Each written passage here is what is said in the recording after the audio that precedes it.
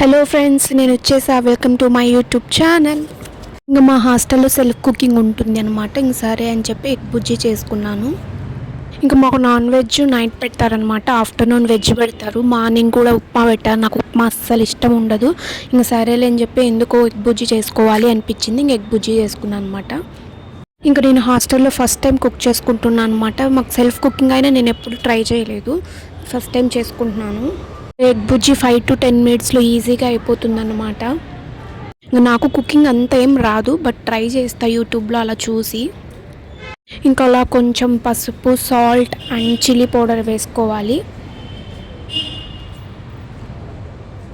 ఇంకా మెయిన్ మనం చేసే రెసిపీ టేస్ట్గా ఉండాలంటే సాల్ట్ అండ్ చిల్లీ పౌడర్ ఈ పర్ఫెక్ట్గా వేస్తే మనం చేసే రెసిపీ కూడా టేస్ట్ ఉంటుంది అన్నమాట. ఇంకా అలా ఎగ్ వేసుకొని కొంచెం సేపు ఫ్రై చేసుకుంటే ఆల్మోస్ట్ ఎగ్ ఫ్రై అయిపోయినట్టే అనమాట. ఇంక ఎగ్ ఫ్రై అయితే అయిపోయింది, టేస్ట్ కూడా చాలా బాగుంది.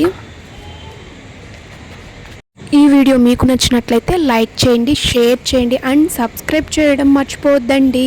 Okay, bye.